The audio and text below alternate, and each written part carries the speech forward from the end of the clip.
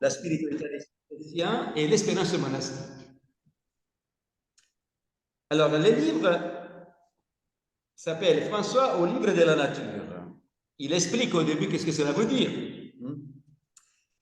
Bon, les livres naturels, en latin, les livres de la nature, c'est une des dimensions de la symbolique de l'imago mundi, l'image du monde. Ici, on est un peu dans le symbolisme de l'histoire des religions. Donc, il y a un centre du monde dont les livres de la nature peuvent nous les dévoiler. Oh, l'imago mundi, c'est un reflet de l'ordre cosmique du monde lié tout entier. C'est une représentation de la structure qui constitue le monde, source de tout symbole et de toute mythologie. Pour percevoir ces microcosmes, les microcosmes, c'est l'être humain. Nous sommes à l'intérieur du macrocosme. Il faut en connaître le langage, la clé qui ouvre le sens des signes. Donc, vous voyez ici, il y a beaucoup de philosophie, histoire de la religion, etc. On le dit de manière plus simple, le livre de la nature, c'est le monde sensible. C'est la création, en fait. Les livres écrits du doigt de Dieu. Et Bonaventure, justement, nous rappelle que c'est le premier livre écrit par Dieu. Avant, il y a eu la création, et après, la Bible. Et alors, je saute quelque chose. Son approche aussi poétique, parce que parfois, il y a des phrases vraiment très, très belles. Danse aussi était très belle. Il dit à certain moment, seuls les poètes conservent encore la foi dans le réalisme du langage de la nature. Donc, pour entrer en relation avec la nature, pour nous chrétiens, on l'appelle la création, il faut être comme les poètes. Saint François d'Assise était un de ces poètes-là. Donc, avoir un esprit d'enfance, d'émerveillement. Dominique Gagnon entrevoit une tâche franciscaine. S'épancher à nouveau sur l'unité ontologique, dit lui, langage philosophique, du langage et des choses, pour tenter de redécouvrir l'essence du livre de la nature dans l'anthropologie contemporaine. Alors, ça fait presque 60 ans, mais la société n'a pas changé, donc le défi est toujours actuel. Dans ces articles, Dominique choisit des images, des icônes, des attitudes, des événements de la vie de Saint François d'Assise pour chercher quelle est la signification chrétienne, mais aussi quelle est la forme universelle qui peut parler à tout homme. Alors, il choisit, moi j'ai lu les premiers 5, après demander les autres à Marie-Geoffroy. Le héros du grand roi, les bâtisseurs d'église, le solitaire, les prophètes, les chevaliers. Donc, ce sont des images, des icônes, etc. On va les voir un peu. François, le héros du grand roi. Comme tout chercheur, on commence la recherche en se posant une question. Sa question ici, c'est « Que voulait dire pour François être heureux ?» En fait, c'est la réponse qu'il avait donnée au brigand qu'il avait jeté dans la nuit. Qui es-tu? Je suis le héros du grand roi. Et ça veut dire quoi? Pour Dominique, dans sa recherche, être heureux, c'est être serviteur. En fait, il dit, c'est par le service que l'on s'en sert dans le monde des créatures. Selon lui, il dit que l'appellation préférée de Saint François d'Assise pour se définir, c'était être serviteur. Et pour François, le service est une forme de sagesse. Concrètement, ça veut dire un regard sur l'univers. Reconnaître d'abord sa pauvreté fondamentale devant la plénitude de l'être. j'utilise paroles, ces paroles de Dominique Gagnon. Hein. Donc, c'est reconnaître créature en toute sa pauvreté. Et donc, le service, c'est moi en besoin à répondre. Et je trouve ça très intéressant. Parce que normalement, quand on parle au service, pour nous, c'est, bon, quelqu'un, il a besoin de quelque chose, qui peut le servir? Mais pour lui, c'est pas ça en fait, selon l'espérance de Saint François d'Assise. C'est pas un besoin à répondre, mais c'est plutôt une manière de voir les créatures. C'est une question d'abord de regard. Et après, évidemment, on se met aussi au service. Mais d'abord, il y a les bons regards par rapport à la créature et à la création. Ensuite, il dit pour voir, et donc pour lire, déchiffrer les livres de la nature, et c'est la même chose pour l'écriture sainte, il faut trois qualités: humilité, pauvreté et sens du service.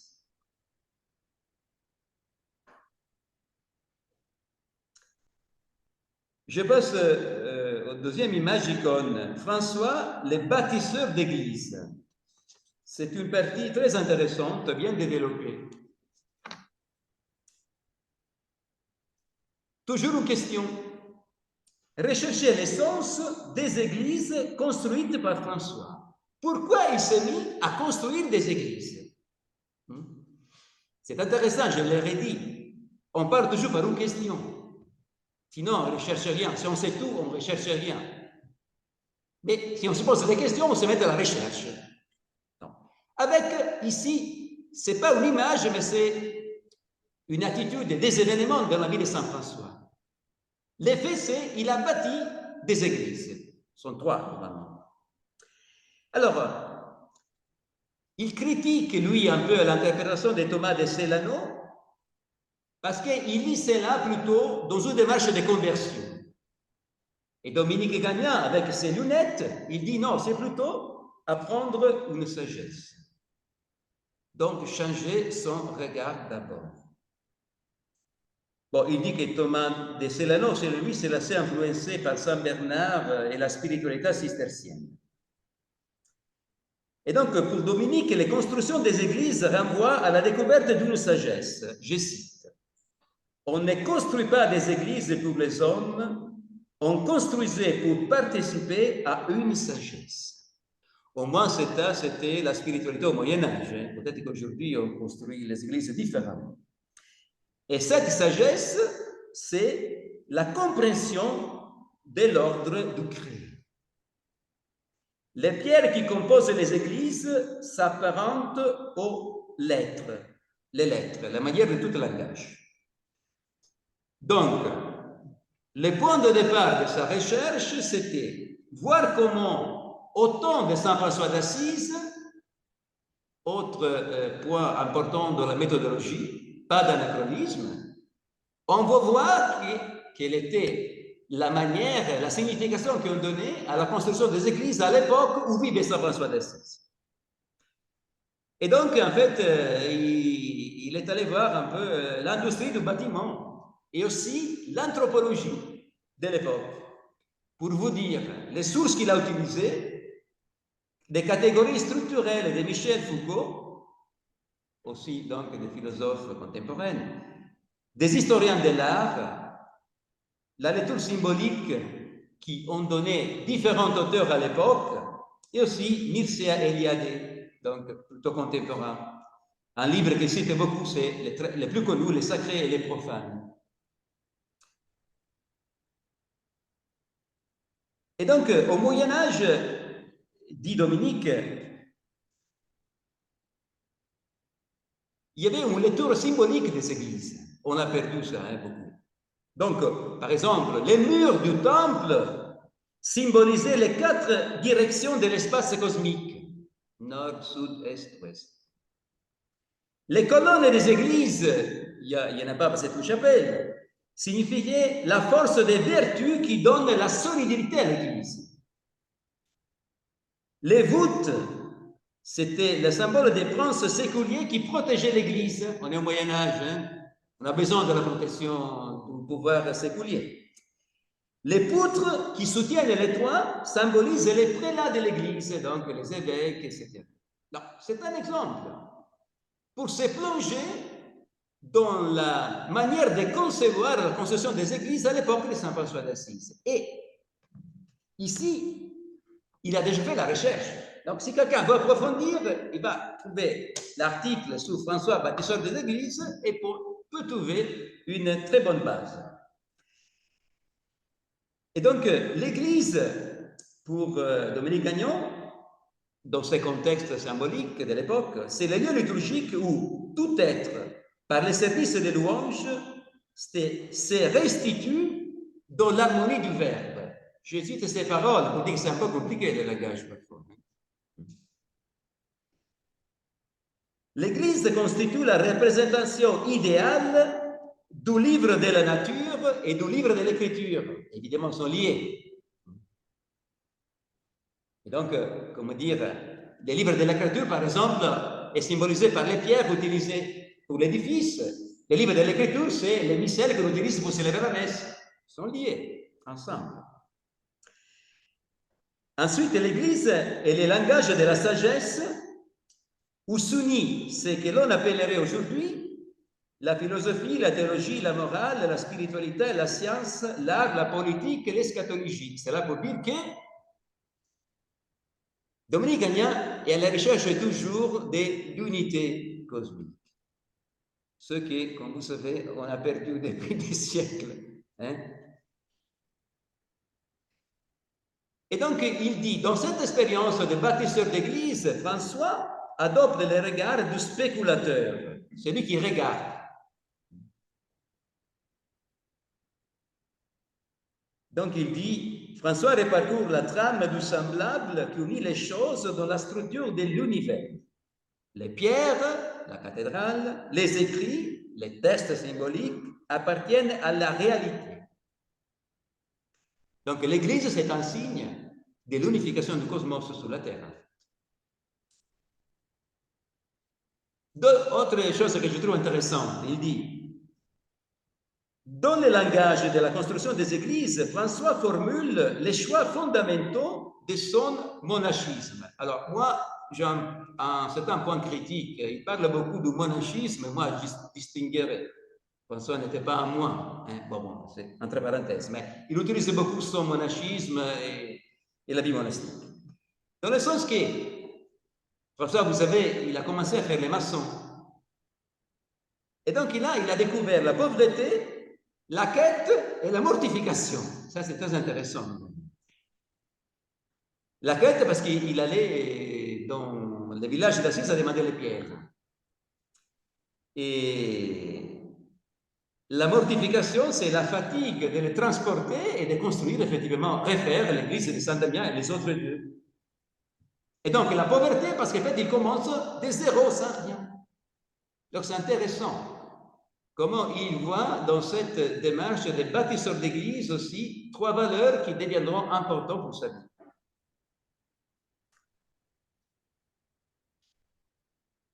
Dernière chose sur ce chapitre, sur François, bâtisseur d'église, il y a une réflexion, à mon avis, très belle sur la production artistique. Il dit que c'est le fruit d'une double purification de la personne et de l'objet. De la personne, et c'est lié au fait que pour construire, il faut apprendre une technique. Donc, c'est cette purification de la personne, c'est-à-dire la cesse d'apprendre une technique. De l'objet, il dit l'élimination de la scorie, de la multiplicité et dégagement de la malléabilité propre de l'objet. Donc, il dit construire une chapelle veut dire tendre à une purification de la création. Parce qu'il faut modeler les pierres, hein? Ils ne sont pas déjà toutes faites comme nous voulons. Donc, il y a ce travail de purification que fait l'artiste qui apprend à comment les modifier, les tailler. Et il y a la purification de la pierre qui se laisse tailler pour le but de construire l'église. Troisième article, François le solitaire.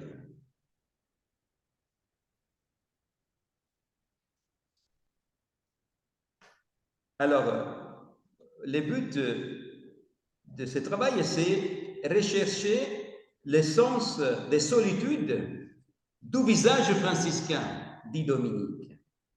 Son langage, son lien à l'histoire, son mode d'appartenance au visage humain. Alors la question c'est, est-ce que cette solitude vécue partiellement par saint François d'Assise a quelque chose à dire à la solitude qui appartient à toute créature humaine?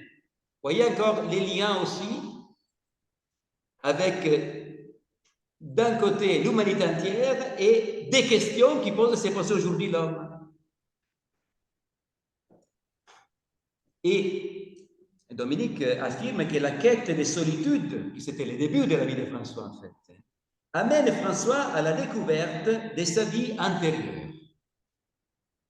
La soif d'un sens des choses, une quête de profondeur et de sagesse. Et comme événement icône, il place la révélation de Spolète, qui est dans la nuit, lieu privilégié de la solitude.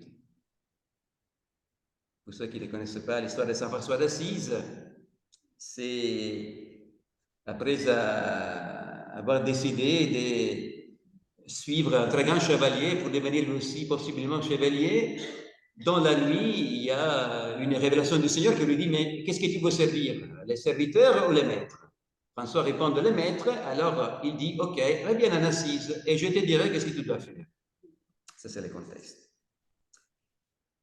Et ici, Dominique Gagnon, il voit un peu aussi l'espérance d'Abraham. François, comme Abraham, se découvre en présence du divin, les lumineux. Il cite Rudolf Otto, un autre auteur de l'histoire de la religion. Il utilise l'analyse du sacré par Rudolf Otto pour cerner d'une manière descriptive les formes qui entourent la splendeur de l'espérance de François. Il fait aussi un parallèle avec la vision d'Isaïe au temple, au chapitre 6, une expérience mystique dans le temple où Dieu dit qui je peux envoyer. Et Isaïe dit moi j'ai les lèvres impures, ne t'inquiète pas, je t'enlève l'impureté, maintenant tu pars. Donc voyez aussi les sources bibliques qu'il utilise.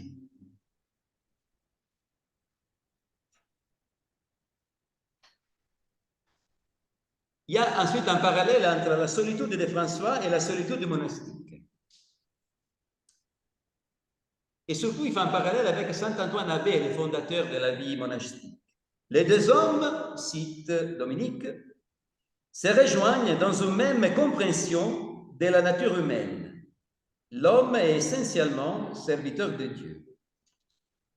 Il affirme que la solitude monastique est au cœur de la condition humaine. Après, on peut être d'accord ou non, évidemment. Je cite encore une de ces phrases. François ne se comprend dans l'anthropologie de son temps que dans la tradition du plus pur courant monastique chrétien du XIVe siècle. Ça peut être un peu contesté aussi, bon, c'est pas grave. Dans cette forme de vie monastique, dans la solitude, il trouve trois dimensions majeures de la forme de vie. Il y a le cadre des moines bénédictins, et surtout la réforme du Xe, XIe et XIIe siècle. La vocation vécue à partir d'une solitude fondamentale, en fait, il affirme, on peut aussi le contester, le monachisme franciscain, je n'aime pas qu'il utilise le mot monachisme, mais c'est pas grave, c'est un cousin direct de l'érémitisme primitif. Bon, on peut approfondir ça. Et sinon aussi, il y a la tendance à la récapitulation, et c'est en référence à la peinture de Bonaventure. Donc, le monachisme franciscain tente de recentrer la démarche humaine autour, dit lui, du service seigneurial qu'on faisait au Moyen-Âge, se mettre au service du grand seigneur. sans exclure aucune des dimensions qui composent la grandeur de l'homme. Bon. Autre chose intéressante, il dit, ici, l'action et la contemplation sont unifiées dans la figure du serviteur de Dieu. Donc, se mettre au service de Dieu, qui c'est l'esprit de cette expérience de la solitude, où on change de regard, on comprend à lire le regard de la nature, on comprend qu'on est dans un cosmos qui est unifié, et nous pouvons déchiffrer le langage, nous pouvons être dedans, mais la manière d'être dedans, c'est être au service, en toute humilité et pauvreté. Donc, cette démarche unit les deux dimensions qui souvent les séparent entre l'action et la contemplation. Je trouve ça très intéressant. En fait, il dit, on s'était, donc c'est la dimension contemplative, pour réécouter en soi la voix du Verbe créateur. Donc, de Jésus le Christ. Et il y a la dimension active, dans les services, on recherche les traits du Seigneur. Donc, c'est évidemment la figure du Christ qui est au centre des deux dimensions. Bon, évidemment, ce sont des choses à approfondir.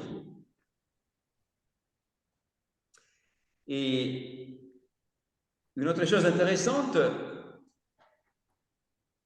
oui, ça se répète, c'est-à-dire il parle aussi un peu de la cèse de la conversion, et il lit la conversion et la cèse de François comme, encore une fois, un changement de regard. La conversion, en fait, il dit, c'est la naissance d'un nouveau regard sur le réel, qui s'impose sur le réel. En fait, le réel, on le découvre d'abord, on l'a dit même ce matin.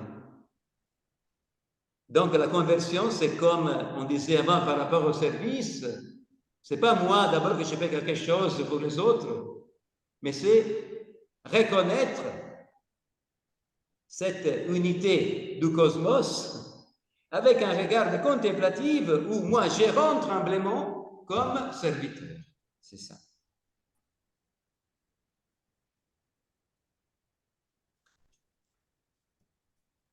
Bon, il y a beaucoup d'autres choses, mais il faut les lire quand même. Il n'y a pas de prix, sinon on pourrait faire une remise.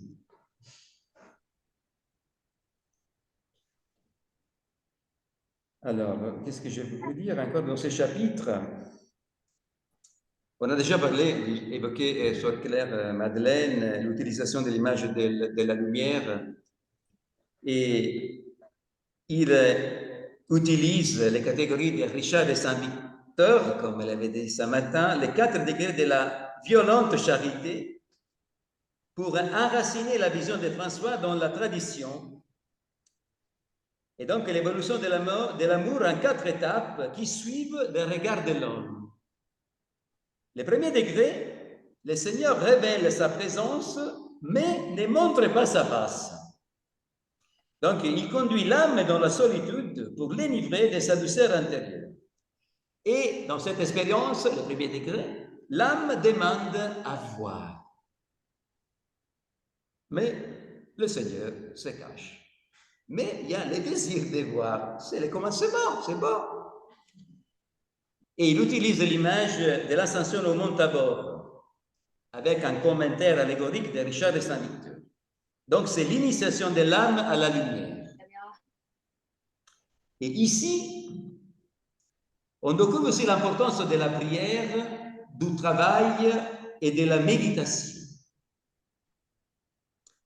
Le travail, il dit, c'est les moyens privilégiés pour prendre conscience du réel. En fait, c'est le chapitre où François bâtit les chapelles.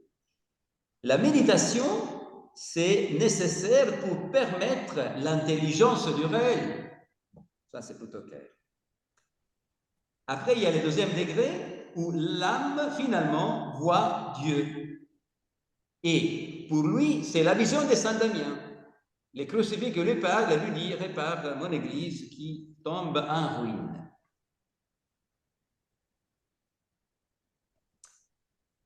Un autre symbole qu'il aime beaucoup, c'est le symbole de l'agneau immolé.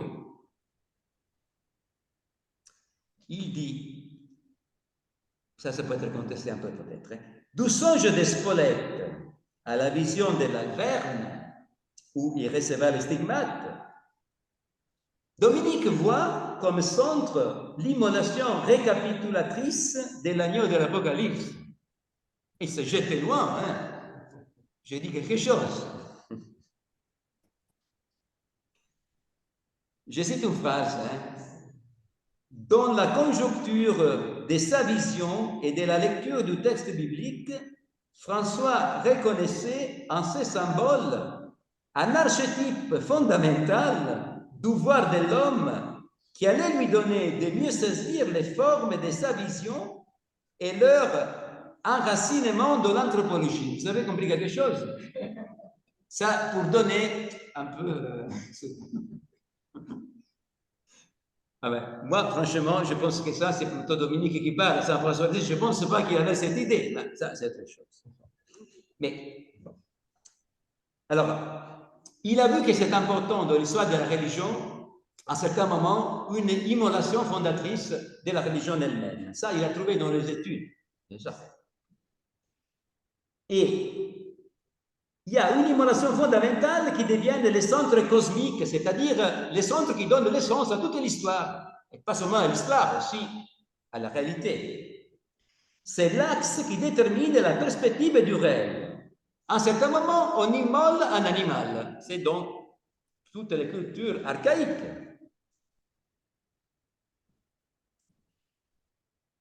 Ça devient le lieu où on immole l'animal de l'axe du monde pour signifier la fondation cosmique. Et donc, il utilise l'image de l'agneau immolé dans le livre de l'Apocalypse. Et nous l'avons aussi, il dit, nous les chrétiens. Regarde le dernier livre de la Bible, c'est là. Donc, pour lui, l'image de l'agneau immolé, c'est la pierre d'angle cosmique, grâce auquel le chaos, l'informe et le profane est détruit. Et il va naître le cosmos, le réel et le sacré.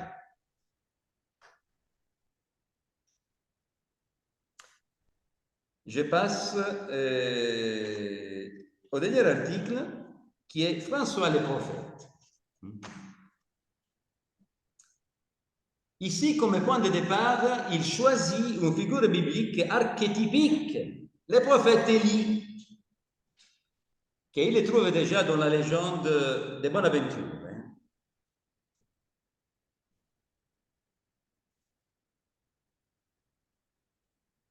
Et il reprend encore ici l'image de l'agneau immolé. Il dit, la lumière de l'incarnation du Verbe permet à l'homme de percevoir la signification des choses. L'incarnation et le mystère pascal, ce sont les archétypes fondamentaux qui exprimés par le symbolisme de l'agneau immolé. Donc, cette union des deux mystères dans la figure de l'agneau immolé. L'incarnation et le mystère pascal.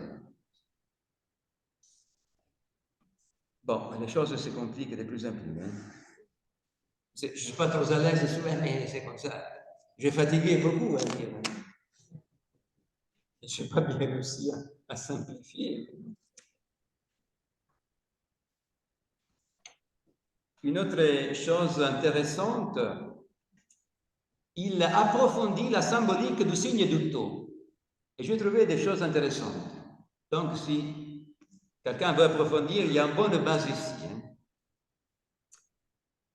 À l'intérieur du langage spirituel et symbolique du XIIe siècle, à la lumière de l'Alverne, dans la similitude du monde prophétique symbolisé par Élie, le taux, c'est le geste apocalyptique dans le rayonnement de l'agneau immolé.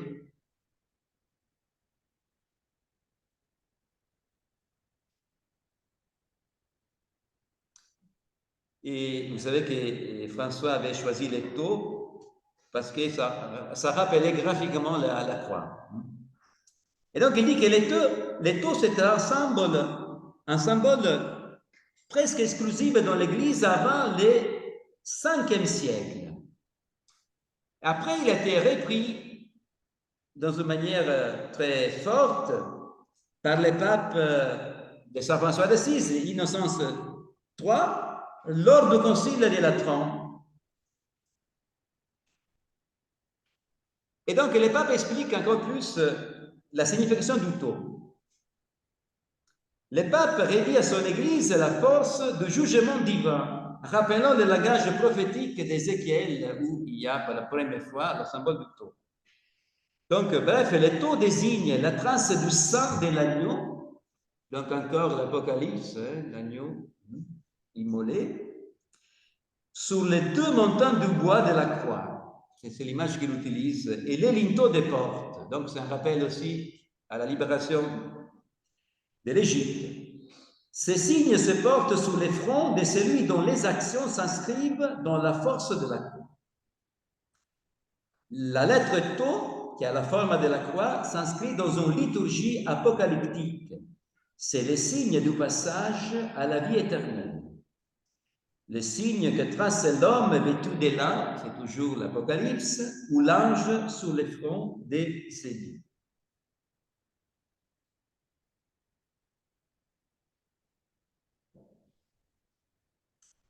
Et donc il dit que dans cette dimension prophétique, François d'Assise est celui qui annonce l'évangile et devient en fait l'héros qui va prêcher la pénitence et donc il va aussi signer par l'étau les peuples chrétiens pour rappeler la force guérissante, on peut dire, de la croix de Jésus. Alors, je termine, et après, je dirai un peu quelque chose, un peu les points à retenir, et quelques peut-être critiques. Les résumés du parcours dans ces premiers 5 articles,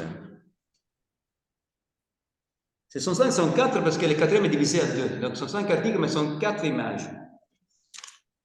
Je cite à la page 205. La lecture du livre de la nature achemine l'homme vers la vision théophanique, la révélation divine, vers la perception de la présence avec la P majuscule. En lui faisant gravir son tabord, entre parenthèses, le Sinaï, le Golgotha, l'Alverne, cette vision d'ensemble, à 16 du Contemptus Mundi, dans le sens du mépris du monde, dépouillement antérieur où entraîne la reconnaissance de la souffrance, condition monastique de la démarche humaine. C'est là cette voie de pénitence qui seule permet de reconnaître l'amour et de lui rendre les services qui lui est dû. Donc, je sais que vous avez peu compris, mais c'est ma faute. Mais c'est pas grave, quelque chose, ça va rester quand même. Alors, quels sont les points à retenir? Un peu la question, qu'est-ce qu'on fait maintenant? Alors, moi, je dirais comme première chose, qui est fondamentale, par ses écrits, Dominique Gagnan nous montre la passion d'un chercheur. Et ça, c'est fondamental. Sans passion, on ne fait rien. Je dis aussi dans le domaine des études, de la théologie, de la philosophie. Et donc, c'est une personne qui est en recherche de la vérité, en recherche de la sagesse. Et donc, il cherche. Et c'est intéressant, on l'a déjà évoqué ce matin, c'était Toaric qui l'avait dit. Donc, pour répondre aux questions d'aujourd'hui, il faut peut-être aller se pencher d'abord dans le passé et après revenir au présent. S'appuyer sur ceux qui ont déjà peut-être étudié la chose. Évidemment, après, c'est à nous de discerner. Et une autre chose belle, à mon avis, on voit bien comment chacun est fruit aussi de son expérience de vie, de sa personnalité. Donc, on ne peut pas imiter lui, on ne peut pas imiter Dominique Gagnon, parce qu'il faut être musicien, théologien, philosophe, artiste. Mais ce n'est pas le but, ça. Le but, c'est de se passionner nous aussi, et se mettre en recherche, et donc avoir aussi comment dire, la cesse d'étudier. Donc, il a dit, moi, je pense que c'est essentiel d'aller étudier la spiritualité, la théologie, l'histoire du XIIe siècle. Ça, c'est une tâche qu'il nous laisse, parmi d'autres. Deuxième chose à retenir pour nous, poser des questions au texte. Vous voyez, on commence en posant une question. Ça démontre en fait une demande, une curiosité. Pour aller, comme dit Dominique Gagnon, au-delà du texte écrit aux mots. Moi, je n'aime pas l'approche structuraliste, par exemple, c'est important aussi, mais ce n'est pas mon truc. Pour chercher sa portée symbolique universelle, la sagesse. Autre aspect important, il nous laisse comme héritage, et ça c'est très franciscain, je parle de la théologie franciscaine, la recherche d'une unité anthropologique et cosmique. C'est en fait le but de son travail aussi. Ensuite, un regard et une compétence multidisciplinaire, si on peut. On peut tout savoir, évidemment, mais on peut demander aux autres, au moins, savoir où trouver la réponse. Et par rapport à cela, vous savez, le pape François a écrit une constitution apostolique sur les études de la théologie. C'est la constitution Veritatis Gaudium, la joie de la vérité, en 2017. Et dans le premier paragraphe, il donne un peu les traces pour après voir comment faire les études de théologie, donc les principes. Au numéro 4, il écrit « Aujourd'hui, comme l'a répété Benoît XVI dans Caritas in Veritate, en approfondissant les messages culturels de la Populorum Progressione Cyclique Sociale de Paul VI, et ça c'est la phrase qui m'intéresse, il y a un manque de sagesse, de réflexion, de pensée capable de réaliser une synthèse directrice. Donc l'actualité du travail après 60 ans. Au numéro 5, encore de la même constitution, le pape François dit « Les études ecclésiastiques ne peuvent pas se limiter à transmettre des connaissances, des compétences, des expériences aux hommes, femmes de notre temps, désireux de grandir dans leur conscience chrétienne. Mais elles doivent développer la tâche urgente d'élaborer des instruments intellectuels capables d'être proposés comme paradigme d'action et de pensée, utile à l'annonce dans un monde marqué par le pluralisme éthique et religieux. Cela demande, c'est ça qui m'intéresse, non seulement une connaissance théologique approfondie, mais aussi la capacité de concevoir, indiquer et réaliser des systèmes de représentation de la religion chrétienne capables d'entrer profondément dans les différents systèmes culturels. Donc un savoir qui n'est pas seulement relié au passé ou seulement pour nous, mais pour toute l'humanité. C'est ce qu'il cherche à faire. Et encore la dernière phrase dans la Constitution du pape, la philosophie et la théologie permettent d'acquérir les convictions qui structurent et fortifient l'intelligence et éclairent la volonté. Mais tout ceci n'est fécond que si on le fait dans un esprit ouvert et à genoux, l'image que souvent rappelle, dans un esprit de prière, de contemplation. Le théologien qui se satisfait de sa pensée complète et achevée est un médiocre. Le bon théologien et philosophe a une pensée ouverte, c'est-à-dire incomplète, toujours ouverte au maïus de Dieu et de la vérité, toujours en développement. Je termine avec quelques points critiques. Moi, je trouve dans la méthode utilisée de Dominique Gagnon, donc, il est très méthodique. Mais à un certain moment, il y a des intuitions qui arrivent et on se pose la question, mais tu es sûr de ce que tu dis? Je ne comprends pas comment tu es arrivé là. Donc, parfois, on a l'impression qu'il y a d'appliquer au test, à l'expérience de François, des idées préconstituées qui viennent de sa connaissance, justement, de la théologie du XIIe siècle, de la théologie franciscaine, de Thomas de Celano, de Bonaventure, etc. Donc, parfois, il y a un peu cette impression-là. Et donc, il y a des affirmations qui sont discutables. Non, pas grave. Par exemple, à un moment, il écrit François a fort probablement continué à bâtir d'autres églises. Bon, on ne sait pas, c'est pas remarqué, on ne sait pas. Similitude entre l'expérience de l'appel du crucifié de Saint-Damien et la transfiguration. Parce qu'il les lie par l'espérance de la lumière. Mais en vérité, on ne voit pas trop les liens.